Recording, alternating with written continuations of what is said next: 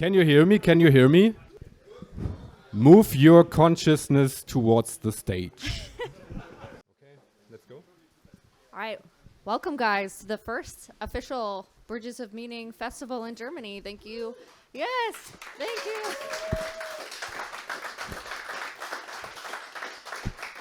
Yeah, we're so excited that you all could come and be a part of this, even with the weather and all the other conditions. But yeah, we are looking forward to this event. And before we kick it off, we'd just like to say a few words. Exactly. Also from me, welcome to the first Bridges of Meaning Festival. This was not supposed to happen. That's a phrase that Job said to Paul in one of their early videos. And I'm sure that a lot of us can subscribe to this phrase. And it's true that this journey was not supposed to happen. Certainly not for me. And yeah, it was certainly a wild ride to this point. For me, it changed completely how I see the world and how I see reality. And yeah, reality started to change for me over time as I participated more and more in the Bridges of Meaning community. And yeah, during that time it was a huge help to be able to look over the shoulder of Paul, of John, of Bern, and others for guidance during that time. And over time I started to ask myself, what does this change of how I view the world mean for my day-to-day life? And you know, for a long time I was just a lurker in the community, and I just read the posts. I didn't fully participate. And yesterday when I drove my car to Landau, I had the thought that lurking really means not fully participating in reality. And I think that's also why people have such an urge to meet each other here in real life, and because it's not enough to meet each other online, I think, and I think we all realize that. And this is really what the festival is about, to bring what Bridges of Meaning and the estuary movement developed online into the real world, and to make friendships and to make human connections and build sustainable communities. And that's also why we really hope to be able to make this an annual event, and this is the first time, and we thank you all for traveling such a long way from the USA, from Georgia, from Israel, from Austria, from the Netherlands, from Poland, from the Czech Republic, and all over Germany. And did I forget any country? I don't know. Macedonia? South Africa? Switzerland? Okay, yeah. Many places. We're truly international. Oh yeah. Yeah, so yeah, thank you all for coming, and now we give you a rundown of the day, I think. Yeah, I just want to echo what Matthias said. We're so grateful for you to be here, and I would not be here in Europe without Bridges of Meaning. And I just know the change that it can make to make these connections you made online become reality. So we're so happy that you're here and participating. Before we get thrown in, I just want to kind of give reminders. I know some people know about the estuary movement and have been a part of it, and some are new to it. So just a rundown, Estuary is all about creating neutral spaces for people of all walks of life to have really good conversations about big ideas and small, and be people first. So understanding people's stories and how that shapes the way they see the world. So try your best to do that during the festival. We trust you all very much, and we've seen how well you've done that so far. So please keep doing that. But if there is any issues, you have any questions or whatever, please come to me or Matthias. We're happy to help you. And, you know, we want to keep everything civil and make everybody find those connections. For our speakers, if you could just be attentive while they're speaking. If you need to take a break or walk out, that's totally fine. Just, you know, be quiet and do your best to avoid the wires we have going on. Yeah, anything I missed? Oh, I don't think so. We are guests of the Sudstern Community Center, and some of their community members and their staff will be around. So just show them kindness and gratitude for letting us be here. And please clean up and pick up your trash. You know, we want to leave this place better than we found it. So that's all we have to say, but we are going to bring up our first speaker. Today we have John Van Donk, who's going to be speaking to us today about estuary protocol. He created a little, how would you call it? Experience. Yes, an experience to help people understand what estuary is and how to run those groups. And so we're really excited to not only get him to explain what it is and why he created it, but also participated in it in the next section. So without further ado, please help us welcome John Van Donk.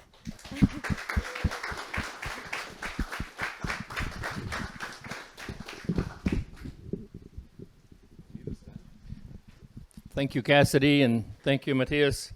I had a weird realization yesterday when I was telling Danny about our 2 excursions in the Netherlands. We went to the north to kind of explore Paul's roots in Groningen, and then we went on Thursday. We went to the Delta Works. And the point is driven home there how potentially dangerous an estuary can be.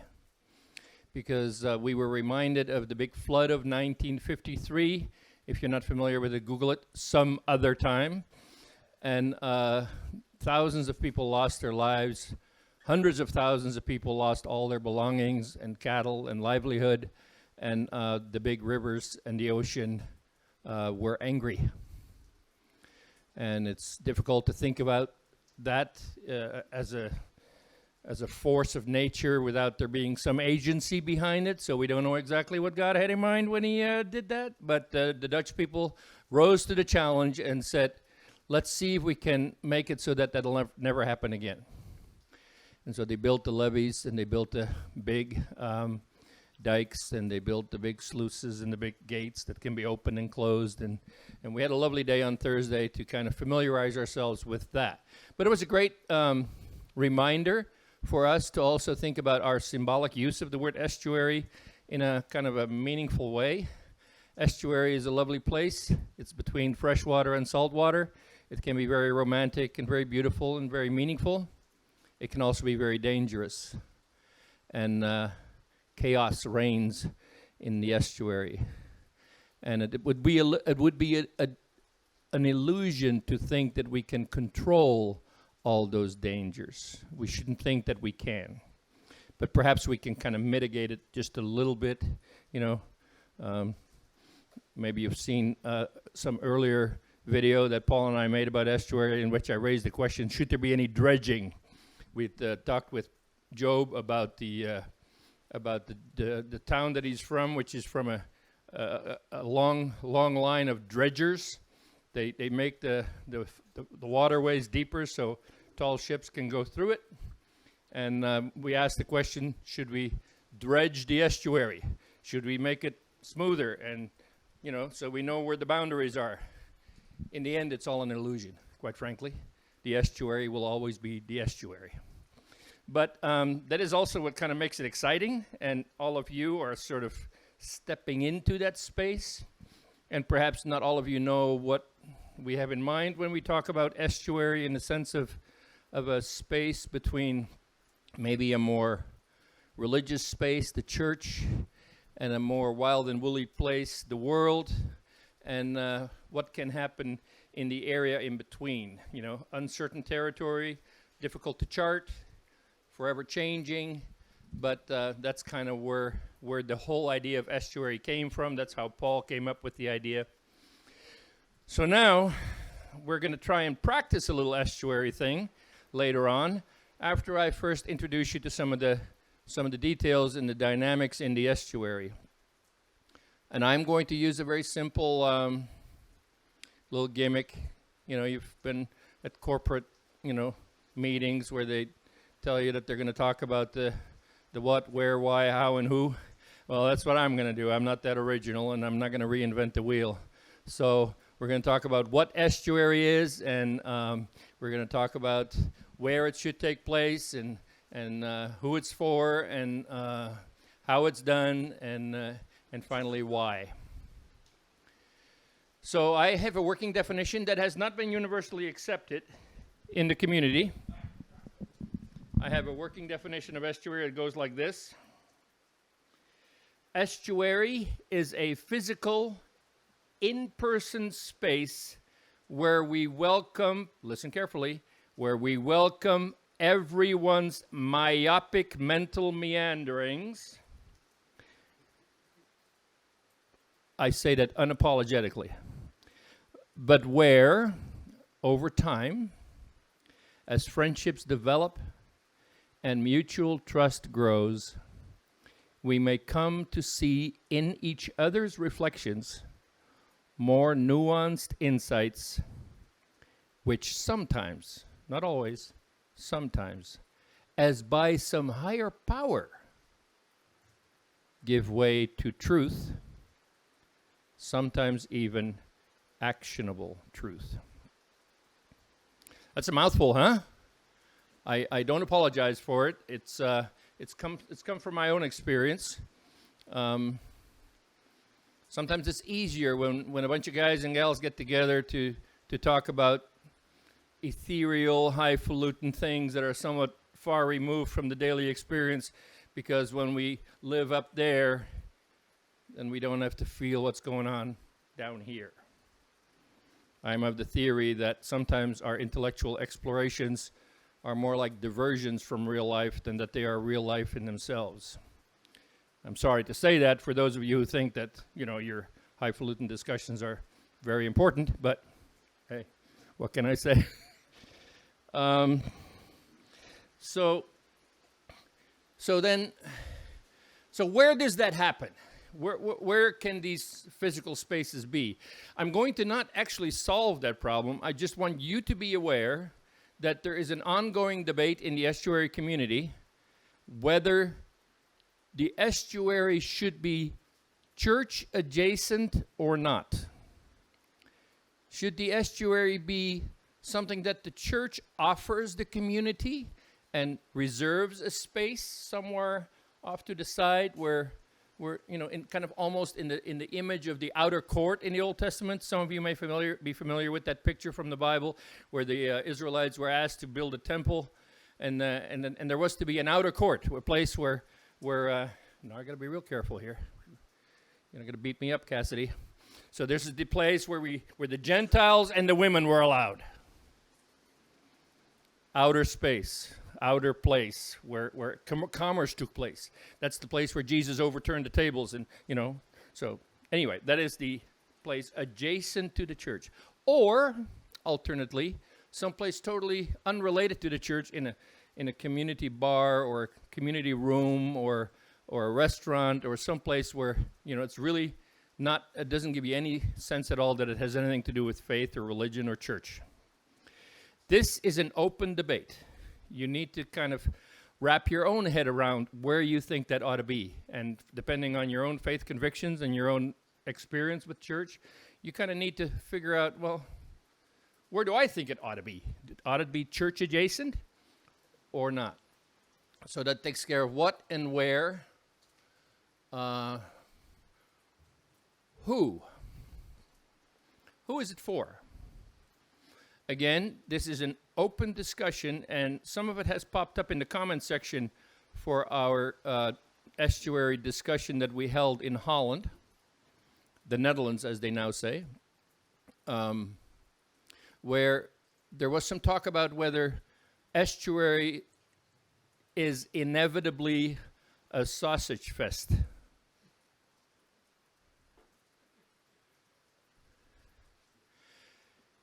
Should it be? Is estuary exclusive of women?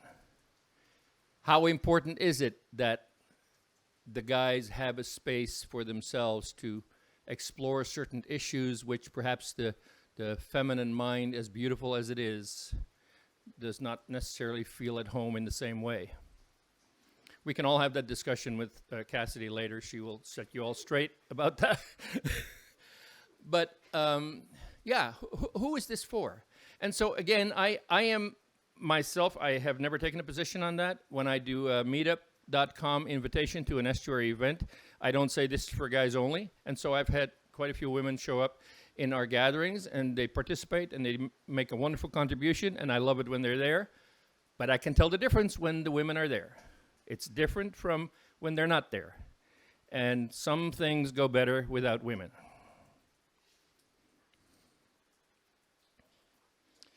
Who? How? So, this how thing has to do with those levees that you see in southwest the Netherlands where they try to tame the estuary. So is it a reasonable or a good thing to try and give some structure to an estuary gathering? And also about this, there are some different opinions because I know that there are people on the Bridges of Meaning Discord server who think that my efforts at training leaders through ElseNet is a misguided effort to try and control the process. And I tell them, so different groups will have different perspectives on that. Different groups will do their conversations in different ways. I merely offer this as a tool to make it easier for a leader to kind of navigate the process in such a way that it becomes meaningful to all the participants. My goal is that all the people who show up at an estuary meeting feel a sense of belonging there, feel a sense that they can have something to contribute, feel like they have an equal voice in whatever is going on, and feel like they're not being subjected to somebody's agenda. Agenda is often a dirty word in a lot of places, you know. People don't want to have somebody else's agenda crammed down their throat.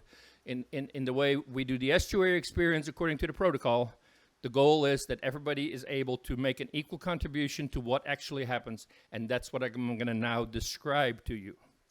Because in my estuary meetings, after we first introduce ourselves, anytime there is a new person in our group, we always go around the circle and we say, you know, my name is so-and-so, I'm from blah, blah, blah, and the way I got here is the whole customary religion, route of, I saw a Jordan Peterson video after I watched Joe Rogan, and then I saw Jonathan Peugeot, and I ran into Paul Van der Clay, and Paul Van der Clay has this really cool thing going called Estuary, and then they click on Estuary, and then all they see is me. So, sorry.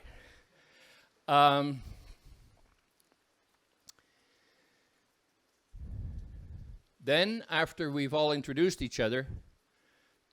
ourselves to each other, then the next thing that needs to happen is we need to get some topics on the table from which to select the conversation for the remainder of the time that we are together. So the estuary protocol serves one purpose and one purpose only.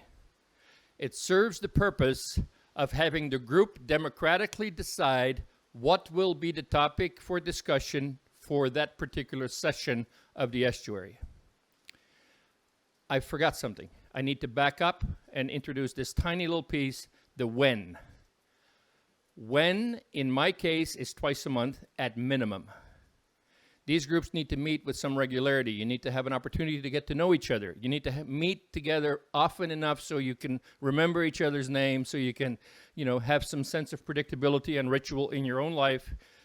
Estuary needs to happen regularly. So don't think of it as something you do once a year or something you do twice a year or something you do very irregular and sporadic. It's really a good idea to have a fixed schedule, put something on the calendar so it becomes a predictable pattern in your life and the life of those that are going to be part of your estuary. Back to the how. So now we're going to put a topic on the table. The way we do that in my estuary is we go around and I ask people, since the last time we were together, what has been prominent in your thinking? What have you been thinking about a lot? What have you been obsessing about? What have you been particularly interested in one of the following 4 areas? And I need to clarify here, because I know there was some confusion about that in the Netherlands when we tried to do this. The 4 areas are not 4 areas in which you have to report what you've been thinking about. No, the 4 areas are 1 or at most 2 of. So you choose from one of these 4 areas. First of all, because a lot of people come to an estuary-like thing because they are sort of excited about the possibility of intellectual exchange and conversation. The first question I say is, what have you been thinking about intellectually? Maybe you saw one of Paul van der Klee's videos. You want to talk about that. Maybe you saw another video. You want to talk about that. Maybe you read a really cool book. You want to share about that. Maybe you listened to a podcast. You want to talk about that. Intellectually, what has turned your crank, gotten your attention, something that you want to explore. But you also live in a context. So the second thing is contextually. What's going on in your town? What's in the news? What's in the newspaper? Are there elections going on? Are there riots in the street? Are there fires, floods? Is there an enormous drought and the whole country is drying up and the rivers aren't flowing? And what is actually going on in your immediate surroundings that has people talking? This is a big thing, and you can't just ignore it. And so I have no problem with people wanting to bring up political questions. We have an election going on, and so says this or that, and I totally disagree with that. Well, put that on the table as a topic. I should also clarify here that the idea of putting something on the table is not give a half an hour lecture about it. The idea of putting something on the table is to bring a topic with a brief description so people know what it's about, and then you put that on the table. And also, another thing that I just forgot to mention is prior to this little exercise, I always tell people, listen carefully. And listening carefully is a great gift you give to one another. Listen carefully to what the other people are saying, because you're going to be called upon later on to select from all the things that are being put on the table the thing you as a group would like to decide to further explore in conversation. So you got to listen. You got to make sure you know what other people have put on the table before you can make a meaningful selection. So contextually. Okay, so the other thing is that you are people. You have personal lives. You have relationships. Perhaps you got fired from your job. Maybe you moved to a different town. Maybe your grandma died, or you have a new baby, or these very personal things that sort of can take prominence in our experience and in our saliency.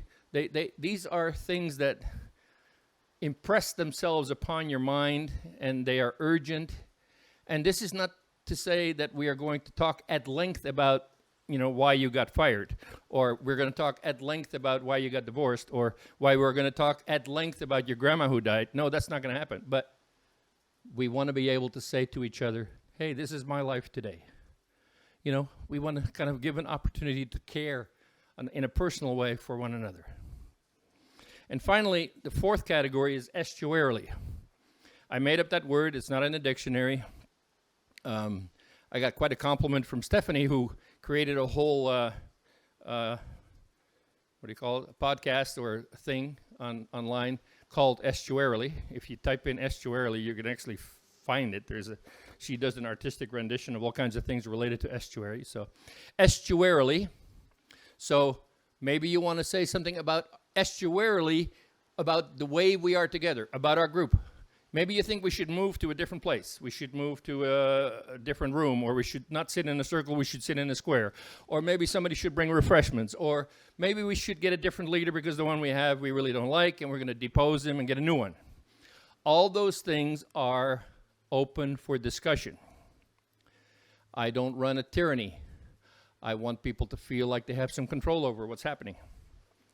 So, intellectually, contextually, personally, estuarily. From those four categories, pick one or perhaps two and tell the group what you think about or what you have been thinking about in relation to one of those categories that you would like to put on the table. I almost feel like I need to have a little table sitting in the circle, in the middle of the circle. I don't want a big table. Our seating arrangement is always just chairs in a circle in my group. And then I feel like I need to have a little table in the middle so I can point to it, and we're actually putting things on that table. And now there's a big pile of stuff in the table because everybody has put something on it. Now we're going to go around the room one more time in the same order. What is on the table right now that captures your imagination, that you feel drawn to, that resonates with you? What is on the table that you would like to explore more in the time remaining? Well, that requires, first of all, that you have listened carefully to what people were actually saying, and that you have some sense of what that means to that person. And so maybe you can see a connection between what so-and-so said and what so-and-so said and what so-and-so said. And you may make that observation and say, well, I believe that what Teddy said and what Danny said and what Cassidy said, those three things are kind of the same. So why don't we put those together, and that is one topic.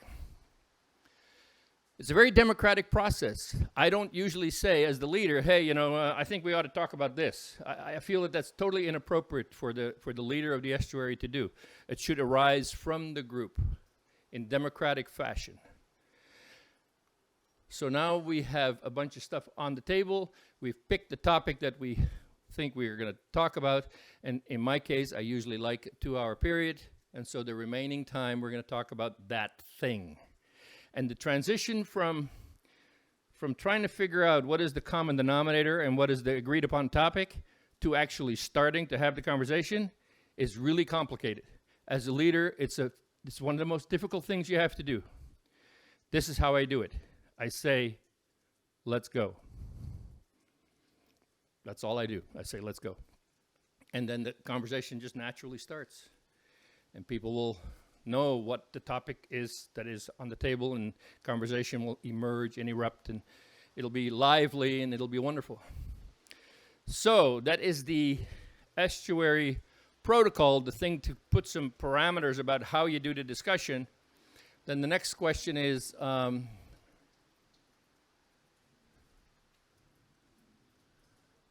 who, what, where, when, how. We've done the how, we've done the where, the why.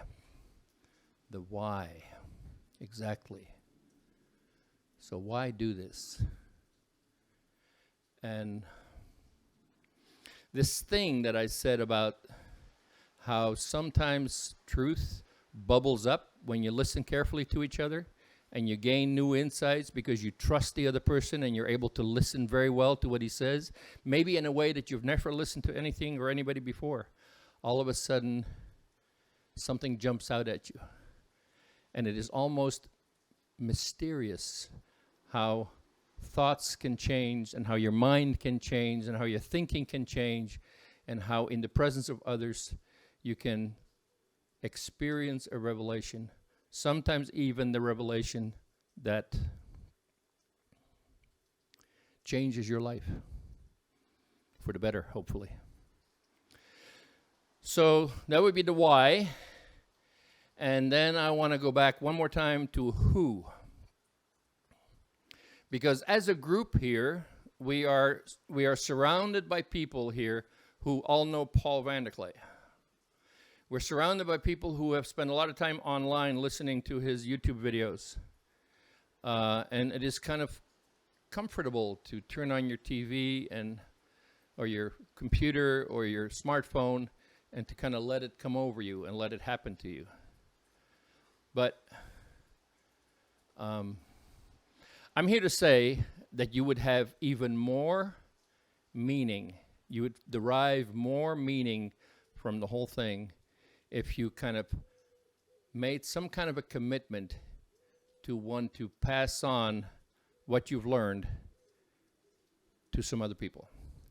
So right now I'm going to actually put the challenge to you all to think of yourself as perhaps, and I don't say this everybody's going to do this, but I'm saying think of the possibility that you in your own little space, your own little environment, can start a group to do this for the people in your immediate surroundings, and then ask the question, is it really necessary and important that every one of them starts listening to Paul van der Klee online? Because if you go that route, then they're first going to get sidetracked to an online experience. Paul and I are friends, by the way. It's not that I'm trying to derive subscribers away from Paul's channel, but what I'm trying to say is if you avoid that trap of listening to Paul Vanderklay online and you immediately go the route of gathering some people through meetup.com in your own sphere of influence, in your own environment, and among your own friends, in the school you go to, the workplace, or the neighborhood where you live, or perhaps the church or a bar, or wherever you find people, what I'm saying is that if you go directly the route of meeting face-to-face, eyeball to eyeball. I mean, Cassidy said it so well, you know. We've all come here because we have a sense that meeting online is just not enough.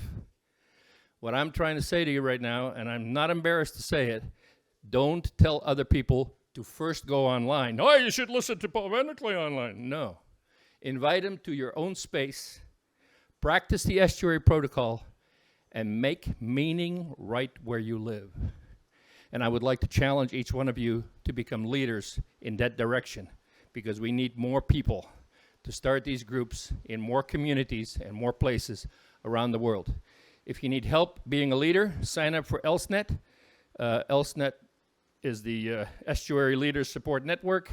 We have regular meetings online. Yeah, online. I know what you mean, but that's because it is worldwide. It's people from all over the world that are all gathering to talk about how to start these groups together on the ground. So you've gotten a bit of a taste now, and I think we're going to do it in a little while, right, Cassidy? Is that correct? I also want to say one other thing, and that is that we all have a sense that we're at the beginning of something. We all have a sense that this is the first time we're gathered here for this festival. I want to say two more things about that. One is that without the initiative of the German festival organizing group, you should take way more credit for what you have accomplished than what you think. Because nothing would have happened in Holland. Nothing will happen in London, in Birmingham, in Manchester, in Salisbury. Salisbury? Am I saying it right? Salisbury? Salisbury?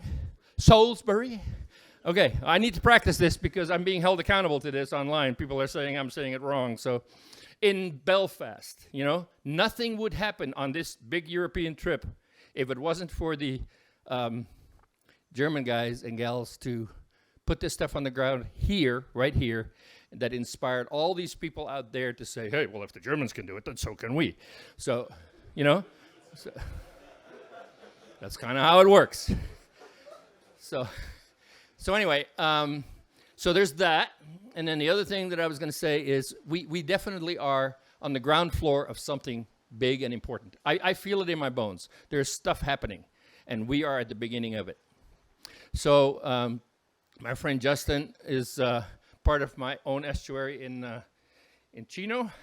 And anything I say about my estuary, you can ask him about.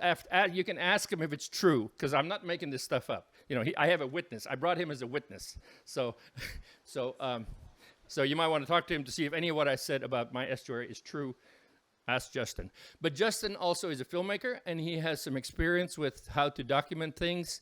And he is especially gifted in the idea of bringing a group of people together in order to together crowdsource and document that way the origins and the beginning of the estuary movement and this corner of the internet. And I think that he has visions of it being quite a bit bigger than just the estuary by itself, but the estuary is going to be an important part of this little corner of the internet. So if you have any aspirations or dreams about wanting to be a filmmaker or wanting to participate in a big project like that, Justin has ideas about how to collaborate all these things together, and he's going to be talking about that right now.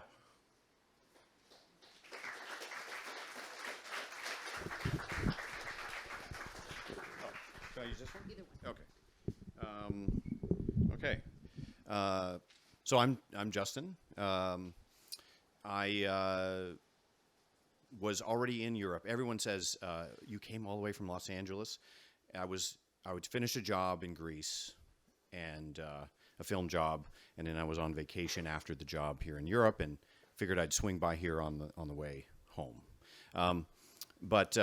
So I met a lot of you guys, and you guys are, one thing for sure, way more intelligent than I am. So so you should all feel good about that. No, I just I'm a film guy, a Hollywood guy, and I was thinking about talking to Paul about this phenomenon of, as you guys say, this little corner of the internet. And I was thinking, and this is just a question for the community, whether or not something like this might be something that you guys would want. The internet is like a big, fast river, and it's like all of these conversations going on, and people are kind of like launching their little boats into this stream and then going down the stream. And it's like, when you, I don't know how you guys do it, but I check my little YouTube and I see, well, what's the latest thing people have been talking about? I might put Paul on in the car, and then he'll mention Peugeot's latest video, and I go, oh, he's got a new video. Okay, maybe I should check that out. You're right, and it's all about kind of immediacy and it's experiences as you're going down the river, right? And so what I do is I like to kind of sit back and reflect a little bit and take kind of like appreciate where you are and what's happening. So documenting phenomena, I'm really, really interested in. We should really pay attention to this phenomena that's happening, right? So the question for you guys would it be helpful to have, a film, a self-contained film that provides some context and some background information and some testimonials from people that have been involved with this little corner of the internet, that would basically serve as something like happened to me at Donk-Estuary, where someone afterwards in the parking lot said, hey, so what is all of these videos that you guys watch? Right? Because he didn't know. And I was thinking, and he goes, well, what should I watch first? How would I familiarize myself with, and I was like, oh, I have no idea where to start, Right. So, maybe it might be nice to have something that would provide some testimonials, short testimonials of people that have been impacted by this little corner. Something that might explain a little bit about who the major sort of figures are, all the J's, John, Jonathan, Jordan, and the P, Paul. Or, anybody else that you might think, and then maybe some of the terms creatively done, some of the, although I mentioned that earlier and some people said maybe that's not a good idea. But I feel like this is kind of like a brainstorming period for me, whether or not the community might be interested in something like that. So I'm open to any ideas or conversations that you guys might want to have with me about what a document, a filmed documentation of this phenomena might look like. And I have some ideas, but I kind of want the community to come from the community if it were to happen. The nice thing about documentary film is that you don't have to wait. You can start even while you're in the brainstorming phase, right? You can start gathering material, So I would like to open it up to you guys. If you do want to talk to me, give me a 5-minute, a 3-minute, or 60-second testimonial about what you think this corner of the internet is about, why you came here. I have a camera set up in the room over there, and you can pull me aside and we can do a short interview. If you want it even shorter, I have my camera sunglasses, and they only record 60 seconds. So a 60-second, I can do a quick testimonial if you guys want. So please just come talk to me. And let me know if you guys want to be involved with that. And then Cassidy, I guess we can provide a way if you guys want to get in touch with me about ideas about this in the future. So that's all I want to say.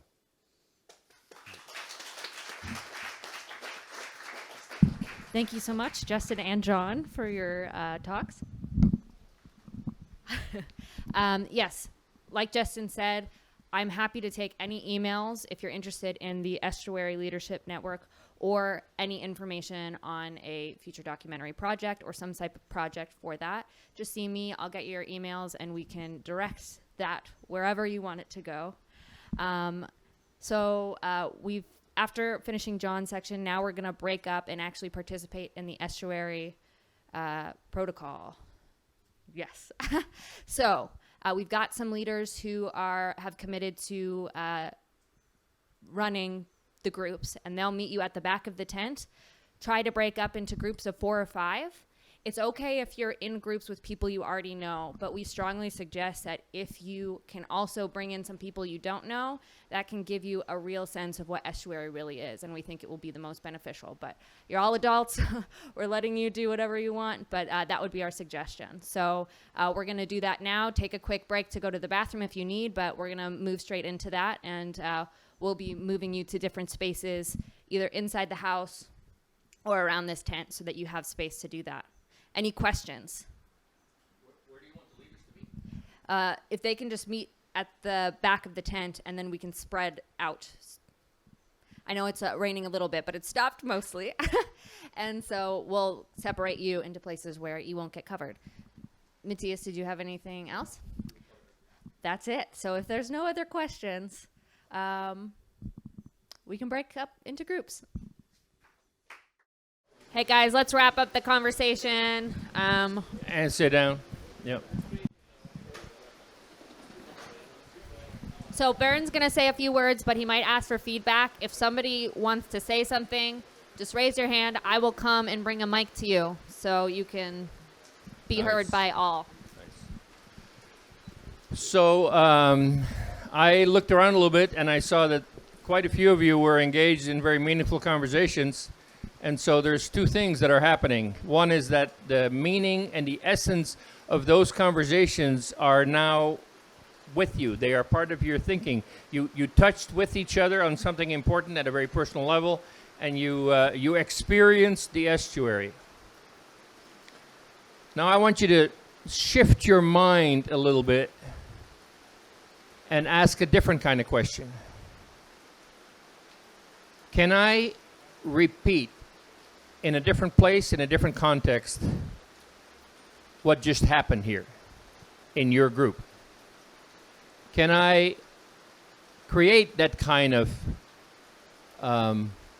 atmosphere and mutual acceptance and some kind of discipline to create this kind of trust level where this kind of personal conversation can happen? So I would like to ask some feedback from you guys and say, let's not talk about about the specific content of your conversation, but maybe comment a little bit on how you got there. Was the estuary protocol relevant? Was it helpful? How did you think it worked for you? So I would like to hear some of you give each other some feedback, and Cassidy will give you a mic. So raise your hand if you want to comment on that. Do we have any volunteers? Oh, Teddy. Yay. Nobody volunteers. Like Teddy. When nobody volunteers, Teddy will only volunteer himself. Can you ask again the question, John?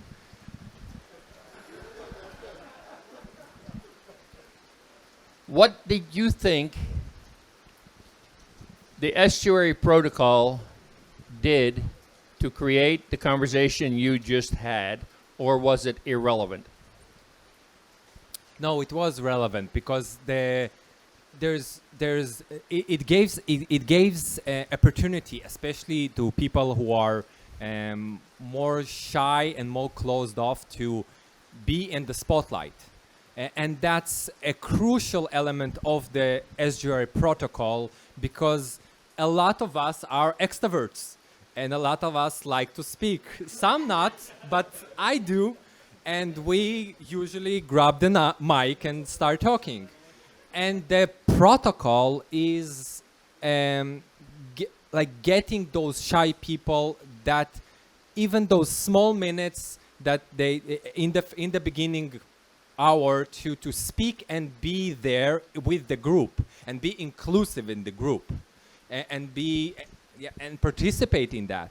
Even if after when the free flow conversation is happening, they are not as active. They are already part of us. So it's really good that the structure of the SGRE is the rounds and introducing each other, presenting ideas, presenting stuff that bothering us at the beginning. And then we're going to the free flow, let's go crazy, talk about everything all at once. So I found that in that sense it's really helpful. And another thing that I really wanted to say, because this is my second SGRE, well, third SGRE, second SGRE that, but this one is live. And compared to the online, as Stefan mentioned, it's in our group is so much different, because the cues that you get from other people who just sitting you and live there and just nodding, and I noticed in my corner of my eye that they are there and they're responding to what I'm saying. It gives a certain encouragement and a certain encouragement to think more and to progress with your thinking and with your kind of putting your heart on the table and like, look at it, judge it. In the online, it's harder. It's harder. We still manage to do that because we have certain commonalities between us, maybe the videos and the small community that we have, but it's so much different in the real world. Thank you. So, estuarily speaking, who else has an observation or a comment that you would like to share with the group?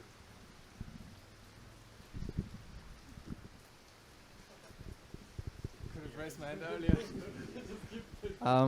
I think the two most important things were, first of all, to in order to have this kind of conversations, I guess you have to have a certain level of trust established first, and well, this way I have the microphone, man.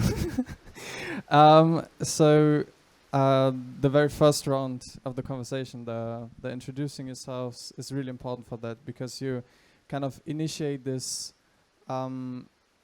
mutual acceleration of opening yourself up towards the group, towards the other people, the other participants, and kind of everybody has this, as Teddy said, even though you're kind of, or you have this proclivity to withhold some information, perhaps if you're an introvert, you have at least this, you made the first step already, right?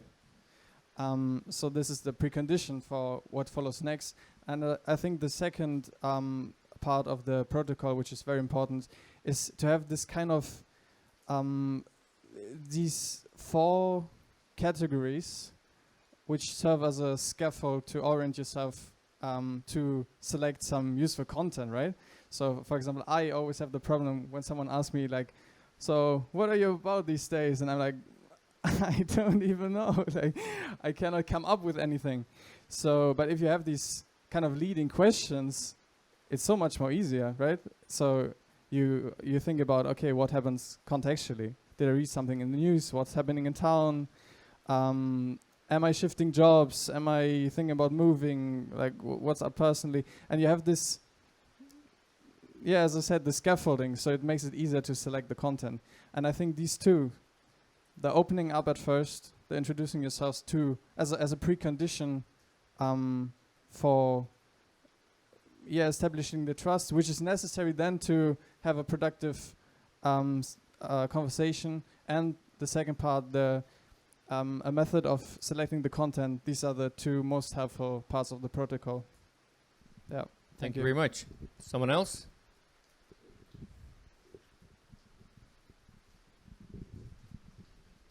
I think this protocol, you don't really have to use it only in this context, but it's also a helpmate for having, for example, also small talk.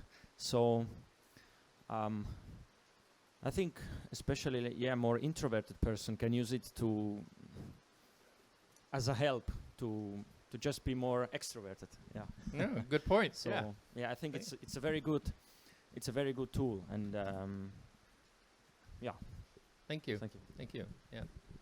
I would be very open also to criticism. I mean, I'd love to hear somebody who says we don't really need this at all, and I would just soon not bother with it. So Yeah, now it looks like I'm going to have criticism, but I want to speak from a little bit of a different angle, because I think looking at yourself through these categories makes you reflect on your week or your 2 weeks, and having a regular moment in your life where you're making that reflection, you're articulating that reflection to other people, and you also see other people making that move towards themselves, and the way that they make that move towards themselves allows you to get a new relationship to yourself. And I think we should also recognize that's a valuable process and actively participated in that way.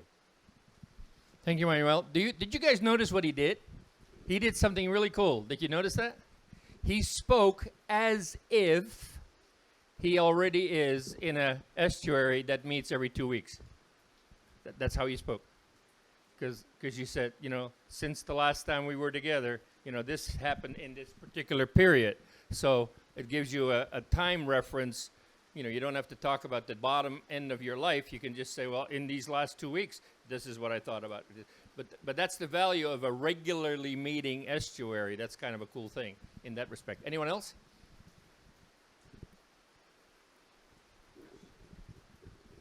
Yeah, I have a little one, because at the same time I also feel this group, I could speak with everybody for hours anyway.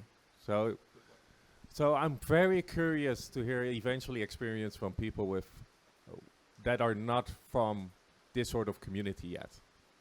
So you just talk to somebody locally somewhere, and then if it really keeps that conversation going as well for all those hours. Like, I'm very curious if the experience is going to be the same. So. Very legitimate question. Maybe you want to speak to that. I can, yeah, exactly. I can speak to. I actually tried to do it in my church group, the youth group, and like we already making it in the sense like we really meet every week and have conversation, and it just flows. But 1 week I really try to follow the protocol. It was actually kind of difficult that people have the discipline to just listen to the other person, don't interrupt in the middle. So like it took an ages to just go to the round, and then we were out of time. Okay. Oh, that's different. So anyways, like I think the discipline of in the first round just listening it is really important. It's difficult, and some groups don't have that. But like I think you don't always have to follow to the T. Now, like the content of every round, it's more important to just give the person that space so they are in the focus light. But sometimes with the question like bring something new, they start to respond in what the other ones already said, and I think that's okay.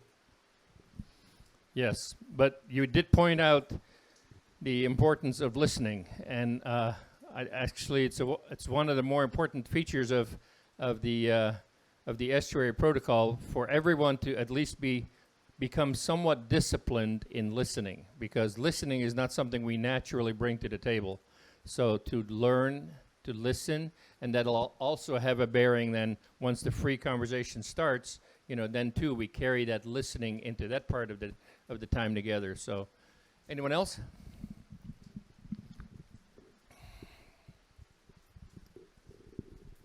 Oh yeah, it may be just me, but I don't really enjoy the first part of it when I have to put things on the table. I feel forced to come up with something. Not comfortable for me. I would much rather just react to other people, what they bring to the table, and that's when I may join discussion or I may not. But so uncomfortable for me. Okay. Anyone else share that thought or feeling? Joe?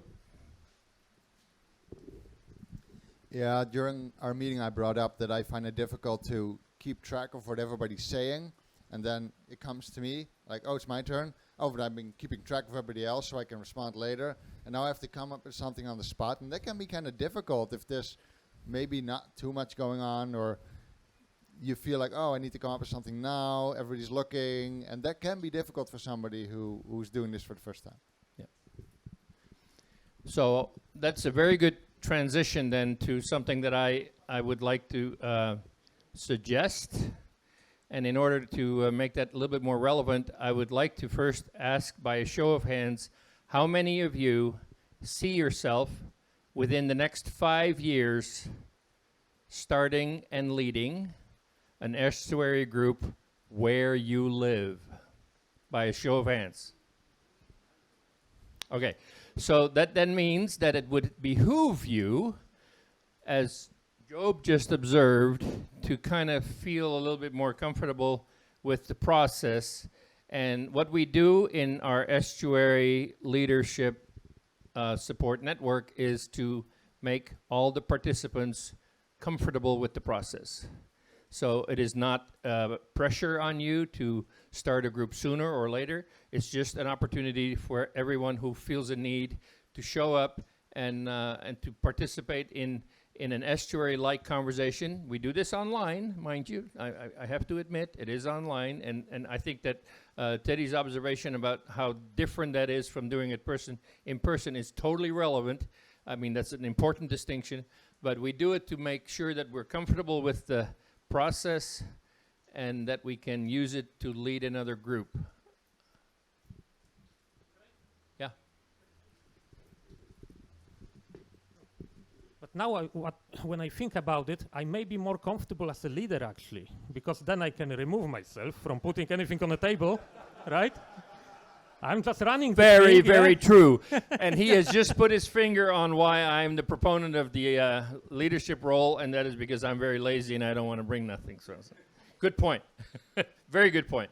So, in other words, what I really want you to if you're serious about imagining yourself being a leader of a group like this, I want you to consider the possibility of attending a few sessions of the Estuary Leadership Network, and make sure that Cassidy gets your email address with that intention clearly indicated, and then we'll get in touch with you about that. The other thing, more easily, if you want to bypass that whole Cassidy likes to be in the middle of things, but if you want to bypass Cassidy, you just go to estuaryhub.com and fill out the I want to be a leader part of the website, and this is a place where you can. Yeah, I'm a great middleman, so if you want go through Cassidy. All right. No, it's okay either way. If you do want to go through the festival to get more information on other speakers or what we're doing to create more events, please give us our email. You can talk to me or Matthias, and we'll collect that. But yeah, you can also go directly to any of the websites or resources that any of our speakers have to understand more about what they're doing, because it is different than what we do as festival organizers. Yes.